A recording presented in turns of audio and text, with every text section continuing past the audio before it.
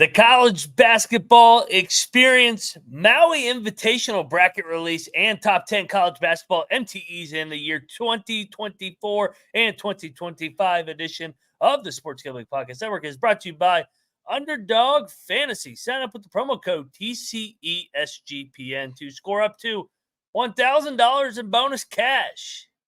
Underdog Fantasy, promo code TCESGPN. And we're also brought to you by Rhythm. Get your 7-day free trial today by going over to sportsgamblingpodcast.com/RITHMM today.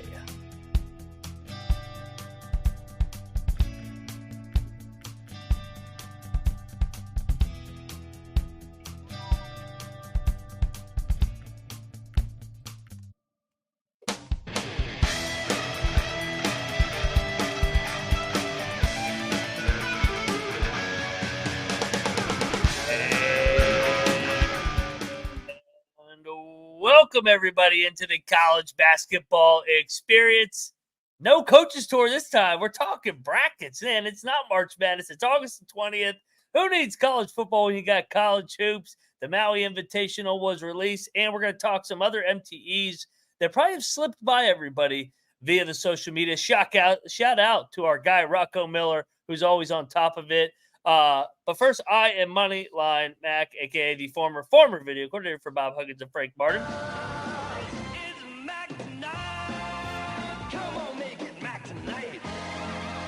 Music to my ears, baby. Doubleheader tonight over here at the College Basketball Experience. Shout out to Chat TV, DBJ, and Lane. And, well, it wouldn't be a college basketball episode without this guy because you guys know him from the College Baseball Experience and the College Football Experience and, of course, the College Basketball Experience every single night. He is the one and only LeBaron driving, drywall hanging, Noah Bieniek, a.k.a. 77. What is up, man? Cocktail napkin having. Let's go. What's going on, Mac? I'm so excited to talk some hoops. And yeah, we've got the granddaddy of them all. And when it comes to college basketball in that time of the year in the holiday season, Maui Invitational, they released the bracket. We kind of knew the field of 8 teams. They announced it last year, and it was like, oh man, this is kind of underwhelming because last year's bracket was freaking loaded. But yeah. I mean, come around to this time of the year, and I'm like, okay, that team's good. This team's good. Like we've got 4, I think, top 25 teams entering the preseason. We've got one matchup in the first round that was like Purdue Gonzaga last year. We had 2 top 15 teams going up against each other. That's kind of like the matchup that they throw into the primetime window. And then the loser that's going to win the 5th place, that left side of the bracket, and the winner of it, hopefully competing for the championship in the Maui Invitational. So can't wait. Yeah, can't wait. And it's gone on and it's expanded over the years. I mean, it used to just be the Maui, the NIT, but now you have the Bahamas. And you know what I like? I love the Charleston and I love the Myrtle Beach ones because they're a week early and they're standalone tournaments. So you kind of get that pre-feast week taste in your mouth as you head into the college football weekend. Then you come back into feast week. So shout out to all the conference tournaments. Noah, MTEs, whatever we're calling these. He's going on show 5 today already. Yeah, I'll pull Colby. I can't even talk right now. This is my 7th show of the day. But hey, Noah, I'm gonna turn it over to you and follow your lead on how we will structure this. You can explain it kind of like we did for our conference expansion ideas, and so you can break it down to the audience. Yeah. So the Maui Invitational, I don't believe, I'm going to look again. I don't believe we have times on these matchups, but we're going to go in order from top to bottom on the bracket. So, yeah, no times. It doesn't look like. Not yet.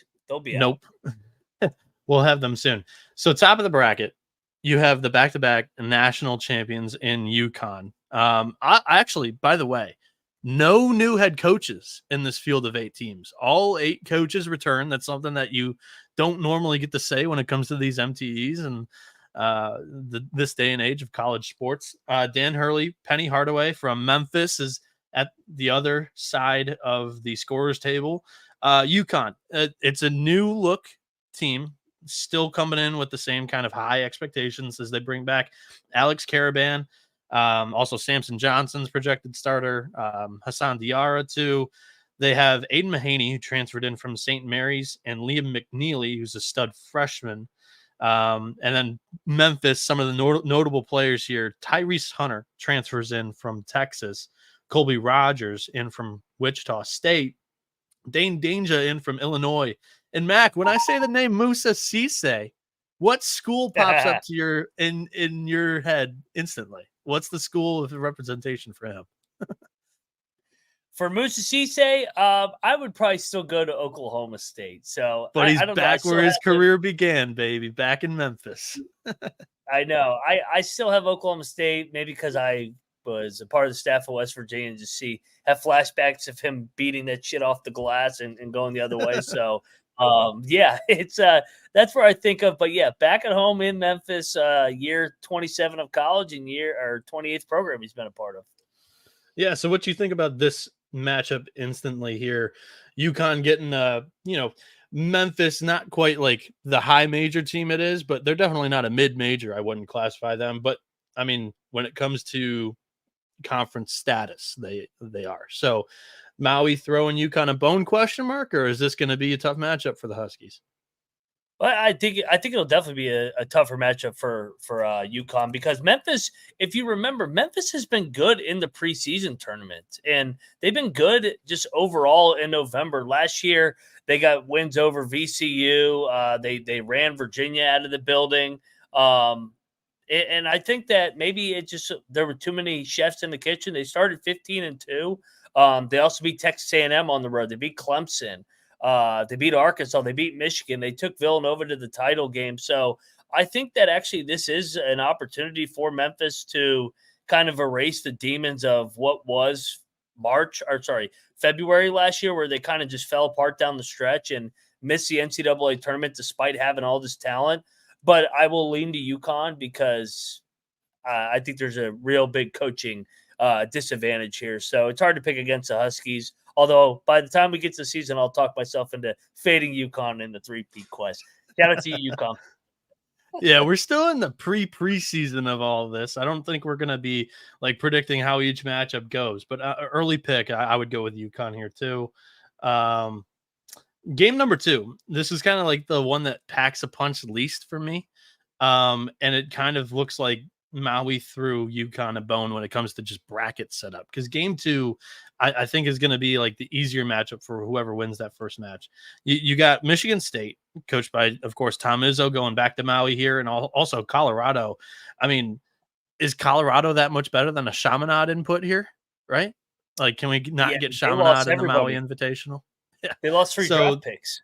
They lost 4 starters, 3 draft picks. Javon Hadley's the only returnee from last year's starting roster, and 2 non-D1 transfers are expected to start for the Buffs this season. And when it comes to Michigan State, it's a young, promising team. I would say that. You have Jaden Akins returning. He's their leading returning scorer. Frankie Fiddler was a big transfer get out of the portal from Nebraska Omaha. 5-star Xavier Booker didn't do too much last season, kind of came off the bench a lot, maybe didn't even come off the bench in some games. And then Jeremy Fears has the interesting story where, like, he was supposed to be the young kind of spark plug in the lineup last year in the back half. But over the Christmas break, just a wild accident in the suburbs. I think it was Chicago or Illinois suburbs. Like he took a stray bullet, and he was recovering all the back half of the season, and he's ready to go. And in the international trips, I'm hearing really good things from about Fierce. So Michigan State probably comes in as my early favorite in this matchup.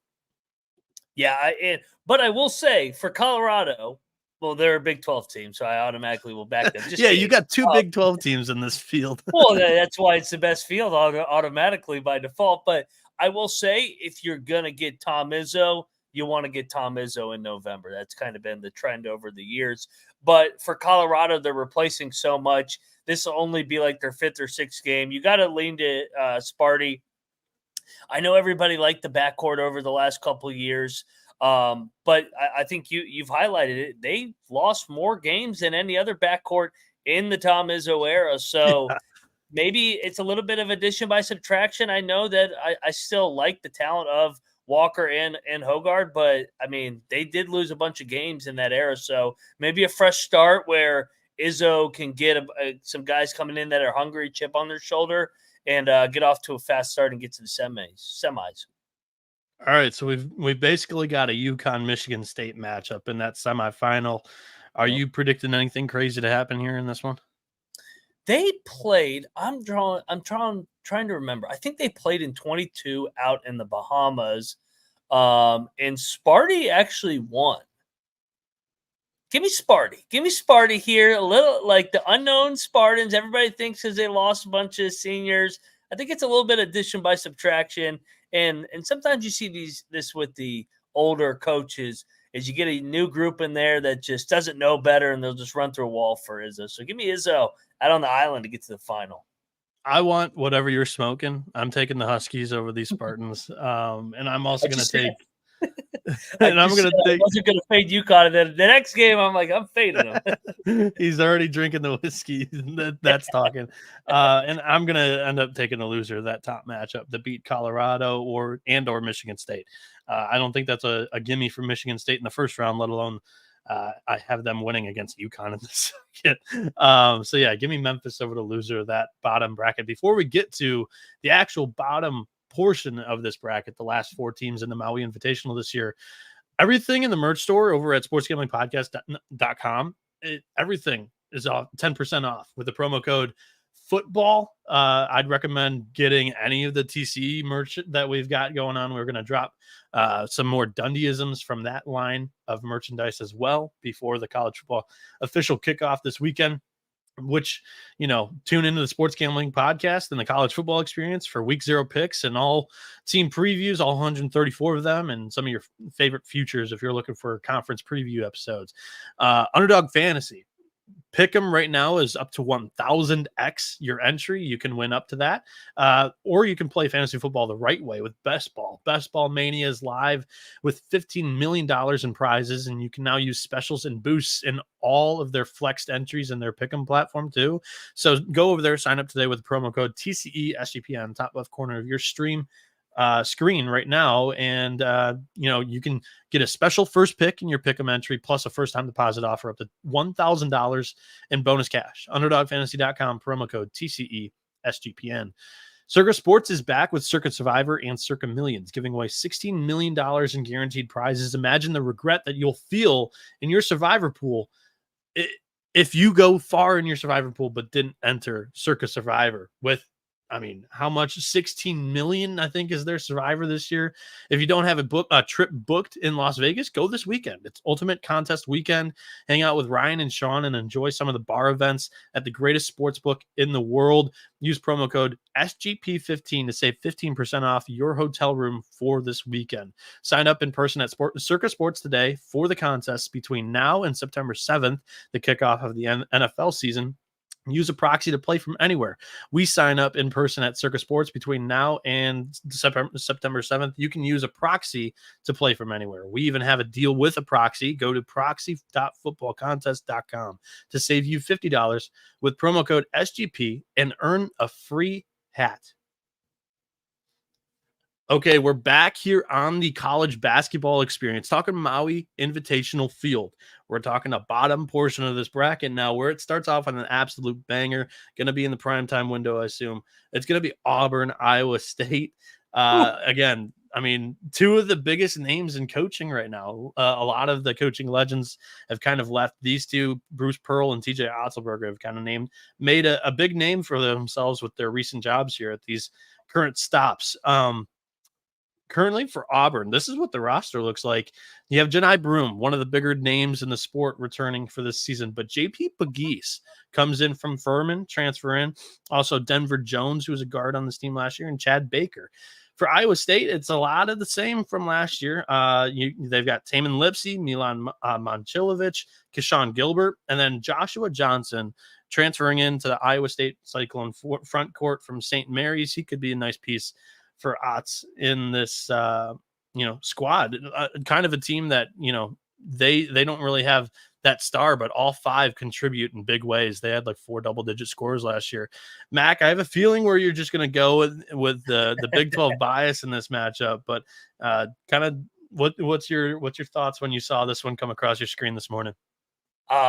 Holy shit, we got contrasting styles. Is you got Iowa State that wants to play a rock fight versus you got Auburn that wants to play at a chaotic pace, get up and down. Bruce Pearl. And you mentioned a lot. Both teams have a lot coming back. Iowa State has a little more experience. Lipsy another year. He's the rock of that team. And Gilbert as well. Momchilovich, I never can pronounce his name, but I like what Iowa State has done in the front court in the offseason through the portal. I'm going to take Iowa State. I mean, no surprise. Otzelberger, I think game one, having time to prepare for Auburn's chaotic pace. If this was less than 24 hours, I think this would be a really hard matchup for Iowa State to simulate that chaotic tempo. But Iowa State's been really good in these preseason tournaments just because you can't really simulate their half-court defensive scheme as well. So give me the Clones here, baby. Yeah, I'm going Clones in this one too, and that gets us to the last matchup. Oh, for sure. This one, like I said, for 100%, and hopefully it's a top 5. Like when we get into the season and both teams are entering this thing 3-4-0, whatever, however many games they have stacked up early in the season. The last matchup here is Dayton and North Carolina. Again, Anthony Grant and Hubert Davis return to their posts. North Carolina, they bring back RJ Davis. I mean, going to be one of the biggest faces in this program in this century. It looks like, and Elliot Cadeau returns too from last year's squad, but that's about it. 2 other big names that they grabbed in the transfer portal. Cade Tyson comes in from Belmont, big scorer over there. I think he was averaging 16 points a game. And then Ben Allen Rubin was the center that they decided to, or just big man that they decided to grab in the portal this offseason.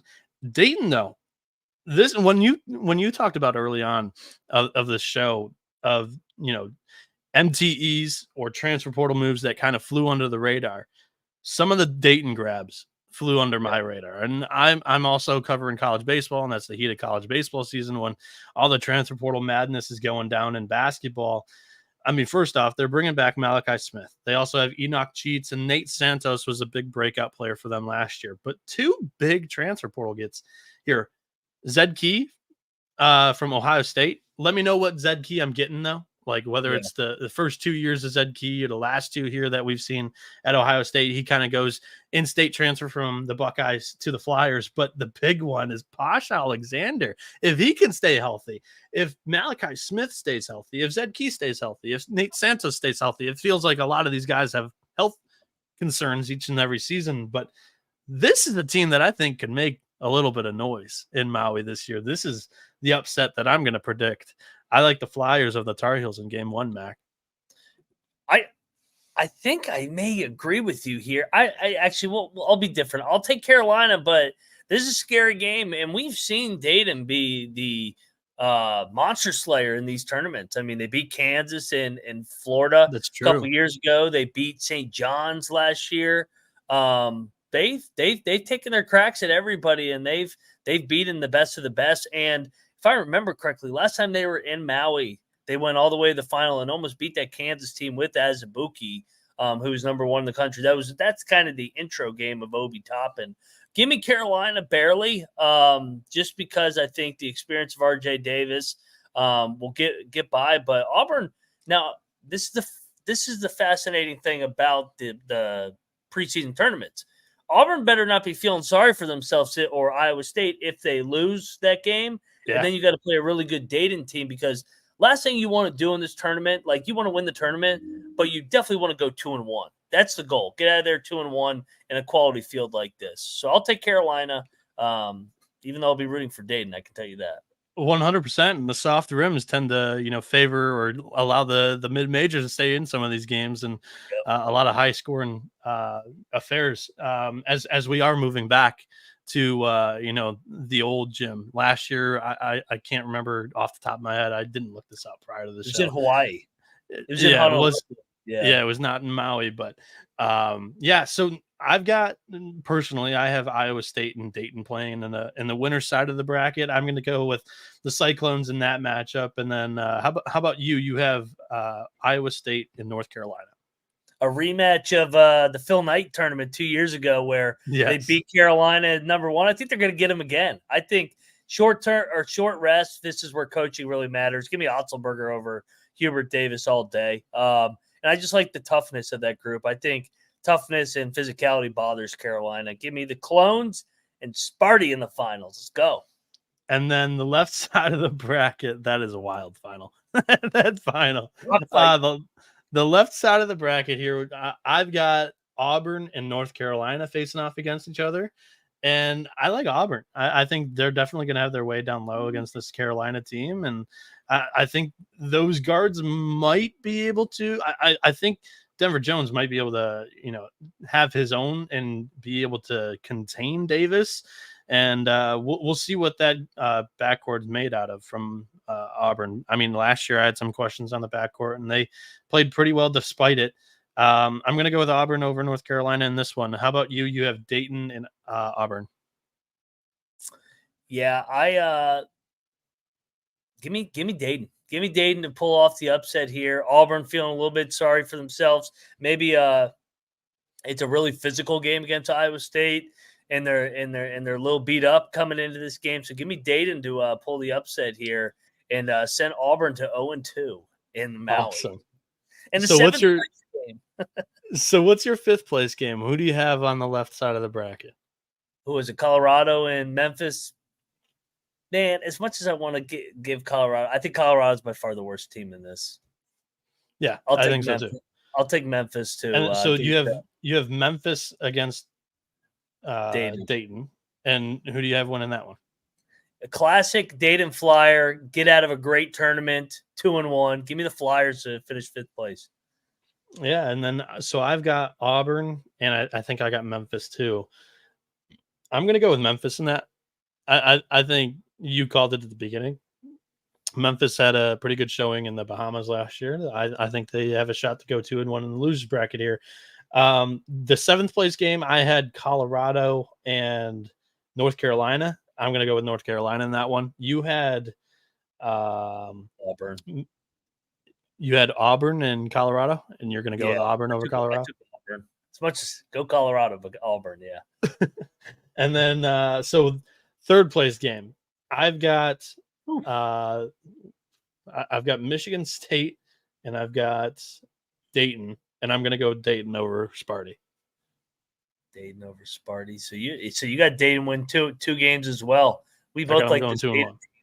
And then I have the two blue bloods, Carolina and UConn. Yeah, that was your third place. UConn bounces back. You get out of there 2-1. Hurley sends a message after a rare loss. For what it's worth, why I'm so high on Dayton here in the preseason, especially for this tournament, is it's still early. Like, they're not going to be. Yeah.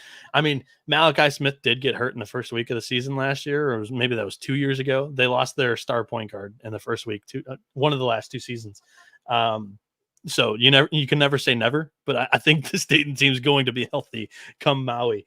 My final, I have UConn against Iowa State, and I'm going to take the Cyclones. How about you? Ooh, yeah, I like it. That would be a rematch of the PK final, and UConn put it on them. I got Iowa State. I think they're better than Sparty, and if I got Sparty upsetting UConn, I think they kind of emptied the kitchen sink out. If you look a couple years ago, they beat UConn in that semifinal, but then kind of got worn down by a really good Baylor team. So similar situation. This is where Iowa State and their depth and experience in these tournaments, I think, gets it done. And I think it's going to be a happy Thanksgiving for Cyclone fans. I love this team, and I know you do too. Yeah, fun stuff. I got one more fun question here to wrap up the Maui Invitational talk. What fan base travels the best to Maui, Hawaii, out of this group of 8 teams? Iowa State. They like to drink. A way to get away from Ames, Iowa for a week. Now, the only caveat is their football team is going to be in the middle of potentially a special season, and Farmageddon should be the final game of the season on that Saturday. but I know they're also at Utah the week before. So maybe they go to Salt Lake, then they get That on a would plane be a from hell of a Salt trip. Lake to Maui. Yeah, I think Iowa State fans will get after it here. How about you? Yeah, I mean, I Sparty think always I'm. travels. What'd you say? Sparty always travels. I And was don't sleep on within Dayton. Dayton. Oh, yeah, for sure. They're one of the bigger fan bases in that state of Ohio. Definitely bigger than the Buckeyes, correct? Oh, Coming no from Michigan. doubt. The three fan bases that I have circled for this one for sure are Michigan State, Iowa State, North Carolina, and you can throw Dayton in that one. I think Auburn will be able to show up quite a bit too. We'll see what UConn can do, and same with Memphis. Memphis is kind of a step down from Dayton on that like level of how I would expect their fan base to travel to. But Colorado, is that the fan base that I think shows up the least? Yeah, and UConn fans will be killing us for not putting them in the top 3. They just won 2 national championships. They're still on cloud 9. They're drinking out of their wine glasses now. Yeah, they're not they're going drinking out to wine. Hawaii. They're waiting for the regional final and the Final Four again. They're saving their money for those tickets. They're not drinking Busch Lights, freaking pounding 6-packs before tip-off in the parking lot of the Maui Invitational like the Cyclone fans. So shout out to the Clone. So, yeah, we're challenging the Buffs fans. If you go over to the Maui Invitational site, they're giving away a trip to Maui for the tournament. So go over there, sign up to their giveaway or whatever, and enjoy a nice vacation to Maui. Honestly, that's what you're going to go there, and you get a side action of basketball, right? So, yeah, it should be a ton of fun. On the flip side of this episode, the back half of the show, we're gonna draft our 5 favorite MTEs coming up this season, 2024, 2025. Although I don't think any of the MTEs are taking place in 2025, but we've got a lot of fun little tournaments and matchups, hypothetical matchups in some cases to talk about. But first, let me tell you about Rhythm. Football season is here, and college football and NFL models are now live on Rhythm. Create your own winning betting model or let Rhythm do the heavy lifting for you. You can decide what stats matter most to you, and Rhythm builds a custom model around that. So just go to Rhythm and use their predictive model to do the heavy lifting for you. Rhythm uses AI projections from MIT data scientists, and they already have you covered for week 1 in college football, week 0. Claim your 7-day free trial today by going to sportsgamblingpodcast.com/rhythm. That's sportsgamblingpodcast.com/RITHMM. Game Time is now an authorized ticket marketplace for Major League Baseball, which makes getting tickets even faster and easier. Prices on the Game Time app actually go down when it gets closer to first pitch with killer last-minute deals, all-in prices, views from your seat, and their lowest price guarantee. Game Time takes the guesswork out of buying MLB tickets. Earlier this season, I had the once-in-a-lifetime opportunity to go watch a doubleheader of my 2 teams, the Detroit Tigers and the Pittsburgh Pirates, where Paul Skeens was pitching in the game, a guy that I was covering in college baseball for the 2 years prior, and he's just blown up into an absolute superstar. So I got those tickets for real cheap prior to first pitch on Game Time. It was a great experience. You get to see the view of your seat prior to game time. I knew I wanted to be over by the bullpens because that's where he would be warming up, and that's where you probably get like the front row because you're the first one to rush over there when he starts, and everybody's not getting up in front of you where you're sitting. So last minute tickets, flash deals, zone deals. It's an easy way to find and buy MLB tickets and any ticket of any kind of event in your area. Lowest price guarantee, event cancellation protection. Also, if there's any reason why you want to cancel, you get your fee back. So take the guesswork out of buying tickets with Game Time. Download the Game Time app, create an account, use code SGPN for $20 off your first purchase. Terms apply. Again, create an account and redeem code SGPN for $20 off. Download the Game Time app today. Last minute tickets, lowest price, guaranteed. Okay. We are home free here on the college basketball experience episode where we're now, effectively ranking, but we're drafting against each other. Teams of 5 MTEs each. It's just a good way of us to kind of get familiar with these MTE fields. Also, let you guys know kind of the MTEs that we're looking forward to most. We'll draft our first 5, and then at the end, we'll talk about any honorable mentions that either one of us had on our lists that we would like to talk about as well. We're not going to go too in depth on some of the matchups. All of them we don't even have the matchups for. But now for your honors, Mac, what would you like to do? Call heads or tails? Heads. And would you like to pick first or second if you win? I'll go second. I'll let you have the first pick. Siri, heads or tails? It's heads. All right, you're second. I'm first. Let's get this thing underway. The first MTE, not even like the first, the one that I look forward to each and every year, especially doing content on it nowadays. I'm going a little bit off the top of the draft board. This is for me. We're both picking this based off of different reasons that we're ranking these on our big boards. For me, it is the only basketball that we're seeing for this entire week. Get me the Diamond Head Classic down in Hawaii during Christmas week. I like this field a lot. You got Charleston, Charlotte, Hawaii, Loyola, Chicago, Murray State, Nebraska, my Oakland Golden Grizzlies, and Oregon State. That's a fun field. I'm really looking forward to this year Christmas. We're not going to have no basketball to talk about except for these 3 days. Diamond Head Classic. It really packs a punch this year, and I like the field. Yeah, I like the field too because, I mean, you got a new era at Charleston with Chris Mack leading the program.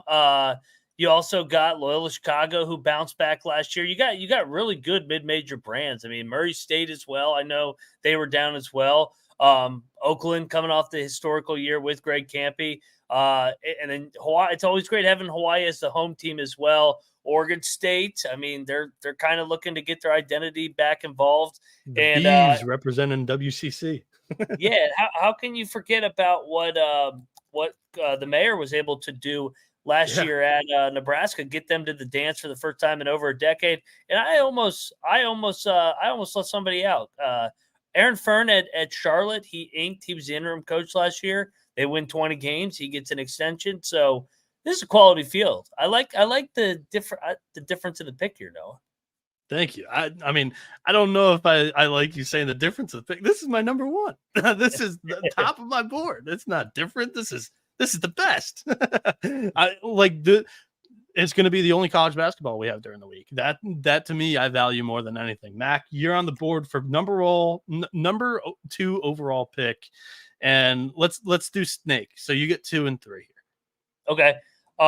So, I like to talk to coaches. I go check out the coaches tour, 30 in already. Well, let's go to the field, the short field. It's only got 4 teams, but they got 4 Hall of Fame coaches, 3 of which have one you're going to. Baylor, Scott Drew, they won in 2021. St. John's, Slick Rick Pitino. Obviously, he's won at Kentucky and Louisville. And Virginia, they won it once upon a time in 2019, Tony Bennett. And then the only guy that's not won it is going to be a future Hall of Famer, Rick Barnes. Yeah. So, if you want really good coaches, you want different styles. I think these are at least 3 top 25 teams. I think Virginia is still a little bit down there. But as long as they have Tony Bennett, they're still going to find a way to win 18 to 20 or probably 20 games. It'll just be ugly. But Baylor is going to be a top 10 team. St. John's, we expect big things with Pitino year 2. And then Tennessee's just been a staple of consistent success with Barnes so far in his tenure in Tennessee. Yeah, I had this one ranked really high too. This is my 2nd overall pick as well on my big board, at least. Baylor's going to be really fun this year. Man, did they hit the portal hard. They brought over Norshad Amir and also Roach from Duke, and then VJ Edgecombe is the big name freshman that's coming in. He looks like a superstar. That's going to be a really fun team this year. St. John's, they get Kadari Richmond, one of my favorite players in college basketball. Him alone makes a great college basketball team, in my opinion. Virginia, an awesome system under Tony Bennett, and Tennessee, they went into the portal too, and they grabbed another mid-major high-scoring stud like they did with Connect. I can't remember the kid's name, but yeah, that one was high on my board too. That's a great pick. You're talking about the kid that Tennessee got? Yeah, is it Chaz something? That's the name that rings my It's bell. Rob Lanier's son. It's who Chaz was Lanier. yeah. He played for North Florida. He played for Coach Driscoll down there in the A-Sun. So go check out that Rob Driscoll episode. We had him on. He was talking about Lanier. And it's really remarkable just hearing the mid-major guys talk about their guys making the jump, and they're happy for them. I mean, that means they did their job at the level, and with the day and age we're in, they can move on and get paid the big bucks. So Lanier going to play for Rick Barnes. His dad was a former assistant for Rick Barnes. Awesome. All right, you're on the clock with number 3. Yeah, I'll keep it simple. Let's just stay in Maui. Let's go to the other Maui Invitational. No, sorry, not Maui. The Bahamas. Bahamas. The Bahamas. Let's go to the Battle for Atlantis. You do have 2 Big 12 teams. You do have the Mountaineers there. But, I mean, you got Arizona and Gonzaga. You got Tommy Lloyd, Mark Few, a potential final where you could see the teacher versus the student there. You got big brands that are trying to get back into the thick of things. Indiana out of the Big Ten, Louisville, Pat Kelsey, year 1 in the ACC. And then you have some programs that are in pivotal years. I mean, Kim English, he got unlucky with the injury bug, but you can't miss a dance back-to-back years at Providence. Can he get them going, get some big wins here? And then Porter Moser at Oklahoma as well. And then Coach McKillop as well at Davidson, son of Bob McKillop. We will have him on our show here in a couple weeks, so make sure you check out that episode. And, of course, the Mountaineers, year 1 of Darren DeVries. So you got a little bit of everything in this field. I'm looking forward to seeing the bracket, but I know they're going to set it up. They want Arizona, Gonzaga in the final few versus Lloyd. Yeah, this is an outstanding field of 8 teams.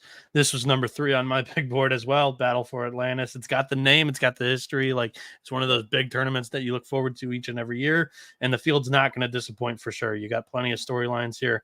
Too many, 8 teams, too many to go over kind of the key additions from my memory, but for sure, Arizona Gonzaga, that one's going to really pack a punch. I'm high on Indiana this year. That hurts to say. Like, I'm going to throw up. I'm throwing up in my mouth as I'm saying that, but I think the Hoosiers are going to have a really nice bounce back year.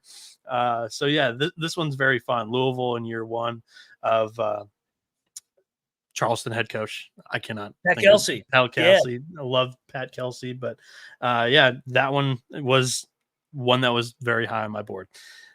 Hey, Noah, you got some brands here. I know West Virginia's not on the same brand level as Indiana and Louisville, but you got some brands that are trying to get back into the national scene off disappointing years. So an early season tournament, all these schools are going to get a crack at Gonzaga and Arizona to get them a top 10 win and get back in the national spotlight. 100%. Number 4, I'm going to step up to the plate and, hit the controversial home run with the Players Era Festival. So this is year 1 of this NIL Players Tournament. I believe there's a $1 million prize to the winning team in this. The field's great. 8 teams here. What I don't like, and this is why I ranked it 4, is they kind of stole some teams from other fields that were already made. Cough, Texas A&M, I believe it was the final team. But Alabama, Houston, Notre Dame, Rutgers, Creighton, Oregon. That's a fun matchup. San Diego State, Texas A&M. Again, I don't know if those are the actual matchups, but that's your 8 teams right here. And, I mean, you've got 2 Final Four teams over the last 2 years. Creighton was an Elite 8 team. They also had their former head coach, Dana Altman, at Oregon coming into town here in Las Vegas.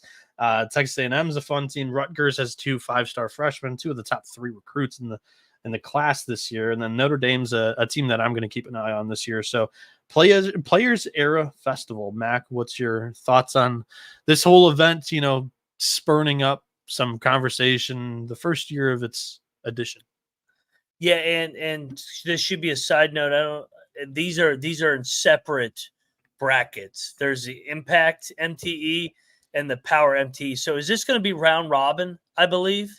Yeah, I think it's a 2-game final. I think your top bracket is Alabama, Houston, Notre Dame, Rutgers, and I think the bottom bracket is Creighton, Oregon, San Diego State, Texas A&M. Okay, so then the winner of each one, because I know that they have 2 Big Ten, I thought I remember the headline of this one was a big prize. It makes sense, but I just don't know how they're. I think that they're separate, man, because like A&M and Alabama, I don't think can play each other. I think that there's an exception on these MTEs if like expansion was happening. Like for example, Arizona and West Virginia, they couldn't prevent like the battle for Atlantis was already booked before Arizona was going to be a part of the Big 12. So I think it's round robin. You're going to Alabama, Houston, Notre Dame, and Rutgers are all going to play each other. So you're going to get some call. You're guaranteed Houston and Alabama, 2 top 5 teams. Correct. So yeah, it is to. Those were the correct pools that I read off, just in the order of the teams. And yeah, it's round robin is what it is. I thought, okay. Still, it's a great field.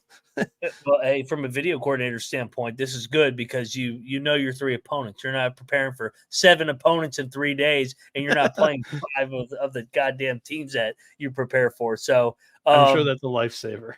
Oh, so these were the worst tournaments ever for a video coordinator, other than, of course, going to these great destinations in Thanksgiving. But yeah, I mean, you're going to get Alabama, Houston. Those are 2 top 5 teams, 2 Final Four contenders. You're going to have Cliff Murray, the big guy from Alabama, play his former team at Rutgers. You also have Creighton, Oregon. That was an epic NCAA tournament game in the round of 32. Dana Altman versus Greg McDermott again, and San Diego State Creighton. That was a great Elite 8 game that you talked about. So yeah, I forgot about that too. You got some hair on this tournament. I like it, Noah. Yeah, so I'm looking it up, and I remember the 1 million tag, and it's a big article that I have to read. I don't like that part. I'm done with all this freaking. I was just talking about like the news headline and what it meant to the, to MTEs as a whole, because this is like now going to be a big attraction for coaches to try to get in here for their players. So yeah, it looks like they're splitting up the 1 million in some manner. It's going to take me too long to read while we're doing the show. So yeah, that's my 4th overall pick. I really love the field there. And then going to 5, this one's a little off the board too, mainly because of the field of 4 teams. This is my highest ranked 4-team field. Actually, no, take that back. Bahamas Championship was my highest, 2nd highest ranked 4-team field. I kind of docked them in my rankings because I prefer the 8-team fields. I'm going to go with the Rady Children's Invitational, played in San Diego.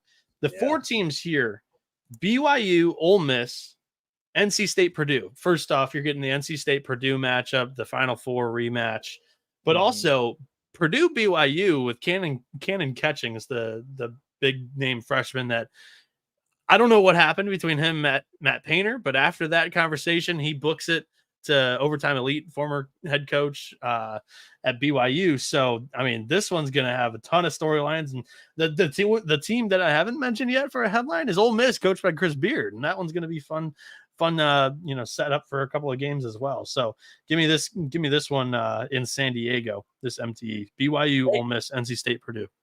Would you agree with me? These are 4 projected NCAA tournament teams. Maybe NC State. NC State's the team that I don't know about. Yeah. And they were in the Final Four. So, that goes to a point. If that's the worst team, kind of like that other one with Virginia. With DJ Burns is back, but that team completely fell apart from last year. I can't believe he's back for another year. It's unbelievable. How old is this guy? He won't ever leave. Yeah, but BYU is going to have expectations. I'm not as high on BYU as others. I think that there's some regression there, and obviously a coaching change with Mark Pope going over to Kentucky. But Beard, Painter, those are 2 of the top 5, top 10 coaches in the game. And you got a team that was in the Final Four, and Kevin Keats and NC State. So good pick here in San Diego. Not a bad place to spend Thanksgiving, man. Thank you. So maybe DJ Burns isn't back? I thought he was. I was following the lead. I wasn't going to correct you because I was like, "There's no way he's back." He started at Winthrop. Yeah. For some reason, I think he's still in school for sure. I don't think he's trying to play left. Football. Yeah, correct. I don't know. So yeah, he is not on the team. That's my mistake. So that was my 4 and 5 turn. Now you're back on the clock for picks 6 and 7. For my pick number 6, where did it go? I know it's at the top. For my pick number 6, it's going to be that Legends Classic. Hold on, searching for the field. I know what my St. headline Joe's, is. Syracuse, Texas Tech, and Texas. Bingo. The thought of getting Texas and Texas Tech in the final. It sucks that the game is not in the state of Texas or in Austin or in Lubbock, but I mean those are a lot of familiarity there. Rodney Terry versus Grant McCaslin. You got Syracuse, year 2 of that new era. Can they make a jump? And then St. Joe's. I mean, they were sneaky last year in the A10. They had a successful year. So I kind of like this as my 6th tournament here, mainly because I want to see Texas Tech. Yeah, I had this one listed on the big board because of that possibility. I don't know what St. Joe's and Syracuse are going to be of this year, but Texas Tech is like the matchup that you want to circle for sure. I feel like that was created last year. It was so this tournament last year, if I remember correctly, I think it was Texas Louisville, and Louisville gave Texas a run for their money in the semi, if I'm remembering Yes, correctly. they should have So lost. Texas should have lost. so in whatever matchup it was that was built up for the final was in limbo for quite a bit because they were losing in the first half and quite a bit in the second half. I remember it was a 4-team MTE over in New York, whether it was Brooklyn or New York City, can't remember, but I think it was the Legends Classic. But yeah, this field of 4 teams is great. And St. Joe's, they lost a lot. So that whoever does draw them, that'll probably be Texas. Syracuse is such a unknown, like you said. Adrian Altry, they're looking to. It's year number 2 there. Boeheim had that thing in a really good place for a long time. I know it was time to go, but year 2, you want to start seeing some strides, right? For sure. For what it's worth, I think Derek Simpson landed with St. Joe's, transfer out of Rutgers. Yes. So I think that's kind of the big name over there now for the Hawks if they don't have anybody returning. So yeah, Legends Classic number 6 for you. Number 7, go ahead. You're back on the clock. For my number 7, I'm torn between these two. I'm gonna go to the first week, and maybe it's just because I know it's going to be a standalone tournament, and I always enjoy this tournament because it feels like the games. There's a lot of upsets in this. I'm gonna go to the Shriners Hospital Charleston Classic. Good one. There's a lot of coaching changes in this one as well. I mean, you got Drake, FAU, Oklahoma State, Vandy, all coming in with new head coaches, but then you also got guys that have been around the block. You got Larinaga at Miami. You got Alford at Nevada. Odom at VCU, right down the road for me. And Shaheen Holloway with his alma mater at Seton Hall. So a lot of you got half first-year head coaches. The McCollum era starts at Drake. He did an unbelievable job at Northwest Missouri for all those years. He finally gets his crack at the D1 level. You got Jacobs coming over at FAU from the Baylor staff. You got the Steve Lutz era starting at Oklahoma State down there in Stillwater, and then Mark Byington taking over Vandy. So a couple first-year head coaches get a couple cracks at some good programs here. Yeah, this one was ranked 6th on my big board. Yeah, a bunch of quality programs going in here. A lot of storylines with a bunch of new head coaches, like you mentioned, whether they're new in their spot or the old guy left for a bigger and better destination. Or, for what it's worth, this one I think should be on my big board, maybe even higher, because I always look forward to the Charleston Classic. Like you said, it's kind of in a very optimal time frame. I look forward to this one a lot. So, however, which way they decide to match up these two brackets, this should be very, very fun for sure. Anything else that you wanted to add before I get into my pick? I'm pretty excited for my next one.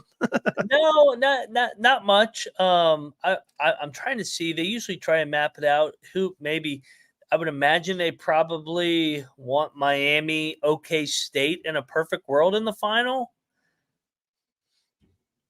Probably for the brand standpoint, but I mean, you got those are probably your two biggest brands. I guess the recent name would be FIU with their Final Four, and they have a new head coach this season. VCU's a big name in this one too. I think that carries some weight. Nevada's always good with Alford. I mean, this is Seton Hall with Shaheen Holloway. I mean, this you got some interesting dynamics and names here, and this should be a note. This will probably only be the third game for each coach too, for all these first year head coaches, because this is a week early. Yeah, this is an early look at a lot of the new eras for 11 a.m. programs. tip, baby. For me, the 8th overall, my 4th pick. I had this one 7th on my big board. I'm going to go with the Vegas Showdown. Usually this one packs a punch with a small field. I believe we've had like some Illinois, Virginia. I think there was Gonzaga in a final against, I think it was Duke maybe. The Vegas one-offs or the Vegas MTE 4-team fields, I think it's like Big Tire or something tire that sponsors these things. I'm going to go with this. So the two teams here that are quality mid-major programs. I mean, Seattle more often lately has been up in the top of the WAC rankings. I believe this is their last year in the WAC too, so they're going to have a big target on their back when it comes conference season. But Furman's a high-powered SoCon team, and then we've got Duke and Kansas that obviously we're all hoping that those two meet up in the final, and that's a top 5 matchup. So give me the Jayhawks, the Blue Devils, even the Paladins and the Red Storm. I mean, Vegas Showdown for me. I'm going number 8 overall. I'm gonna start calling you TMZ. Why don't you just say you want to see Kansas versus Duke? You want to see Dickinson? You went Texas Tech, Texas. So that's not TMZ. You're talking Duke and Kansas. But I mean, Duke and Kansas. What I mean, hard to argue with that. You get 2 blue bloods. They're two top 5 teams. 5 teams. Yeah. I would if they play tomorrow, I'd probably take Kansas. I think they're older. Duke will probably be a little bit of a work in progress. I mean, anytime your best players are freshmen, usually you don't hit the ground running completely in midseason form. Kansas got a little chip on their shoulder this year after getting embarrassed the way that they did. I mean, they lost a home game to BYU. They got drilled by Cincinnati in Kansas City. And then they got absolutely embarrassed by Gonzaga. I know they were shorthanded, but still, this is Kansas. You should not get embarrassed by Gonzaga and Cincinnati and BYU. Yeah, they've got something to prove for sure. I mean, they're going to have probably a number 1 or a number 2 slap next to their name, but last year did not finish pretty. And you've got all the hype around Cooper Flagg and this Duke team coming in, the recruiting class. I mean, this is a flex your muscles game over the bunch of kids. So early on in the year. So yeah, that's 8th overall for me. 9th overall, my final pick in this exercise. I'm stuck between 2. I technically have this one ranked above the one that I really do want to pick. I'm going to go with my rankings. The only reason why the other one I'm so torn about leaving off is it's got Michigan in it. I'm excited to see this Michigan Wolverines team this year under Dusty May. But I'm going to go with the Acrisure Classic. It's being played. There's going to be, I believe, 4 games on campuses, but the main headquarters, I believe, is San Diego. You got Arizona State, New Mexico, St. Mary's, USC with Musselman in his first year. Cal Poly and Grambling State are kind of the traveling teams. They're going to be giving everybody a home game. And then Grambling State's actually going to go to Cal Poly for a game. But when you look at the field, I really like every one of these teams' storylines coming into the year. Whether it's the rebuilding job and a little bit of a rebuilding job that Little Patino is going to have to do. St. Mary's also in a little bit of a rebuilding job. Yeah. That's a new look team that I really want to see early on. USC is another team that I don't really know what's going to be, what they're going to be. And Arizona State is another big question mark team. I'm going to come into this one. My eyes are going to be glued to the screen, looking forward to like which team kind of looks the best out of here and what kind of make kind of not only like their future going forward in this season, but that is the reason because I don't know how many of these teams are technically tournament teams, but they're all pretty big name programs. And I'm actually kind of excited for the Cal Poly team this year too. Yeah, and I mean, you got 2 returning NCAA tournament teams, and they're not USC and Arizona State last year. So Grambling's one of them, right? oh no, Grambling and St. Mary's. I was looking at New Mexico. Remember, New Mexico went back. Yeah, them so too. but you sold me on this. You have 4 programs early in November trying to find their identity. Arizona State, big year for Bobby Hurley. They're in the newsflash. They're in the Big 12, so they better figure out their shit before that they get to the best league in America, or they're going to get absolutely housed night in and night out. And I got to figure that out too, because I got to know what I'm doing every single night when they're playing in the Big 12. No doubt. And then you mentioned it, St. Mary's. They dethroned Gonzaga outright last year. They were the best team in that league. Aidan Mahaney goes over to UConn. They're still going to be good. Don't get me wrong. They're going to be a tournament team under Randy Bennett, but they're going to be looking for guys to step up. Every 4 years, they kind of have to take their lumps a little bit in November to find their identity. No different this year. New Mexico, Richard Pitino, he lost a lot. He was a breakthrough year last year. They're going to be looking to find their identity. And then, of course, Musbus has 50 new players, so they're going to have to blend some personalities here early and often. And for what I said, I think I misspoke on St. Mary's. Losing one player does not make it a rebuild. They still bring back Augustus Marcelonis and Mitchell Saxon, but the Mahaney loss is a pretty big one. So now we're going to you, 10th overall, the last pick in this exercise. We'll talk about some honorable mentions afterwards. Go ahead and hit us with the final pick. For my final pick, I'll go to your tournament. I'll go to Fort Myers. I like this one. And I'll get to the other division that I like, because I've had almost that whole field on my coach's tour so far. And awesome. I'll break down those in a minute. But Dusty May, of course, the big headline here, taking over a proud program in Michigan. Year 1, a lot of new faces via the portal. Can he get them back to the dance? Can he flip it in year 1? This would be a great start. He's going to get some great opportunities. Lamont Paris got to prove that he can make it back-to-back years. Don't do what Dennis Gates did at Mizzou and come back to the pack after a magical year in Columbia last year. Virginia Tech, Mike Young, this is a big year. They've kind of been down the last couple of years, but they're always good in these early season tournaments. So they're going to get some good opportunities. And then Sean Miller, this program's got a chip on its shoulder after kind of taking on the chin a little bit last year, but because they had injuries. And they're healthy coming back this year in the front court. I like Xavier a lot. Sneak peek coming back.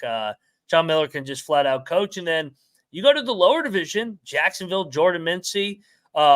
They were banged up last year. We've seen what he's been able to do in his first 3 years there. We just had on, this will release next week, Ryan Ritter of Mercer. He's coming over from Tennessee Martin. He rebuilt that program, won 20-plus games last year.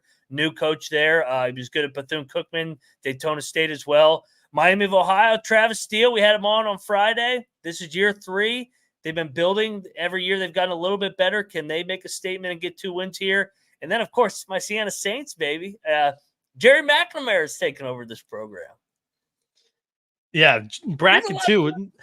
This is a good field. I know, 100%. It pained me to keep it off. But, I mean, bracket 2's got a ton of TCE teams. Team TCE over there in the bottom half. But that top half, there's a lot of prove it to me teams early. Xavier, they bring back that entire front court, but the back court has some questions for me personally. I think Conwell was the big get for them out of Indiana State back there. But yeah, Fremantle and Hunter come back. That one's going to be, I think they enter as the favorite, honestly. But I couldn't tell you who comes out of there. And South Carolina lost quite a bit. So yeah, I think so. We had 9 of my top 10 got drafted. So the only one that was I personally didn't have in my top 10 was your Legend Classic pick with Texas and Texas Tech. But you got your own little Big 12 storyline. Yeah. So honorable mentions. Did you have any that you wanted to go with here? I've got 4 written down, I believe. Honorable mentions. I mean, I was going to go to the other one, Myrtle Beach. I like Myrtle Beach was a fascinating tournament last year. You had all those good mid-majors there last year with Charleston, Vermont, Liberty. Yeah. It's no different. I mean, that's where all the really good mid-majors go. Bradley, Middle Tennessee, Ohio, Portland, Princeton, South Florida coming off that year, Texas State, Wright State. Got some more Team TCE in these brackets, man. These mid-major tournaments, we're be so sprinkled all fun. over the board. I don't know who to pick in these games now. Got a lot of friends. So I had that one 11th on my big board. 12 was a Legends Classic. 13 for me was the Twyman Stokes North Kentucky NKU Classic. We have Northern Kentucky, Cincinnati in a 3-team field, also with Nicholls State, who was impressive last year as well. I don't know what they lost, if they lost anything in the portal or due to graduation, but give me that Northern Kentucky Cincinnati matchup. I think the Norse have a shot. I don't know if they lost a big nucleus from last year's Horizon regular season winning team, but I'm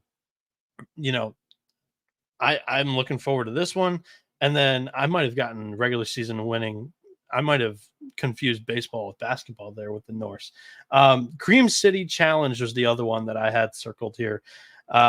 Taking place in Milwaukee. You have Milwaukee, of course, taking on Portland State, St. Thomas, and Wofford in this one. This is another one that I wrote down as, I like this field of 4 teams. So that was my entire big board there that we just kind of went over.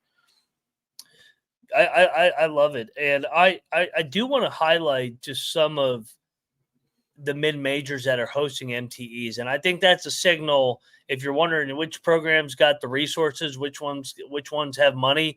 If you're hosting an MTE, you have your administration behind you. I'm looking at Marshall. They're hosting an MTE. Robert Morris trying to up their ante a little bit here. They got Lindenwood coming to them in New Orleans and Stonehill.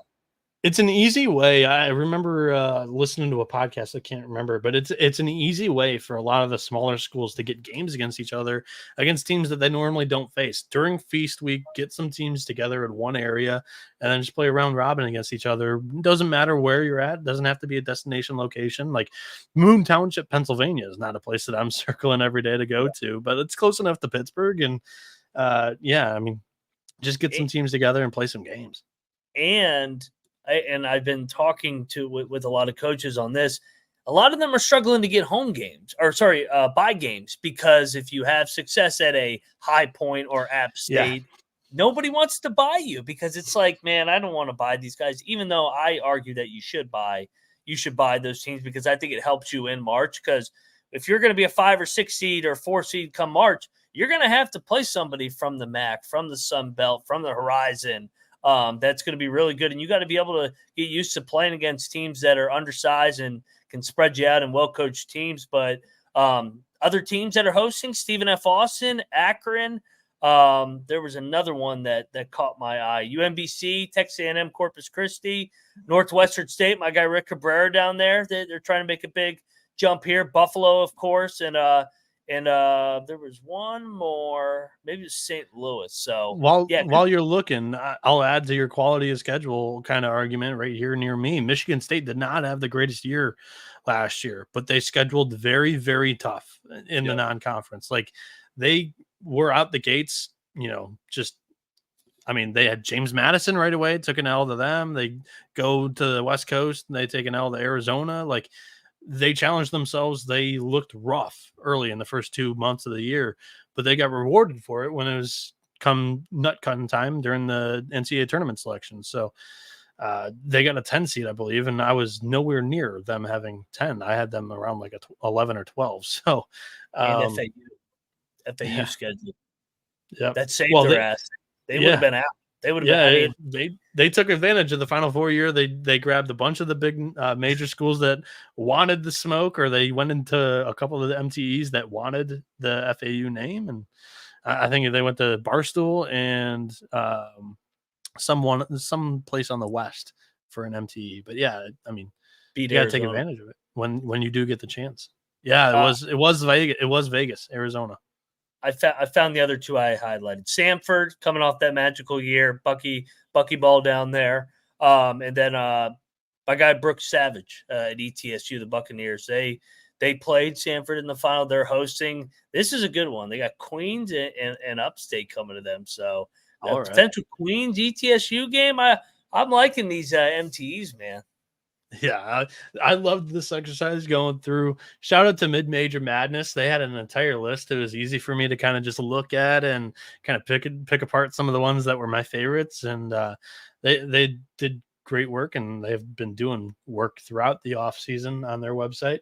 But yeah, this was a really fun exercise, and I cannot wait until preview season. Mac, are we ready to announce, or are we going to hold off on that, or? Fuck it. Let's announce it right now. Let's go. We're gearing up.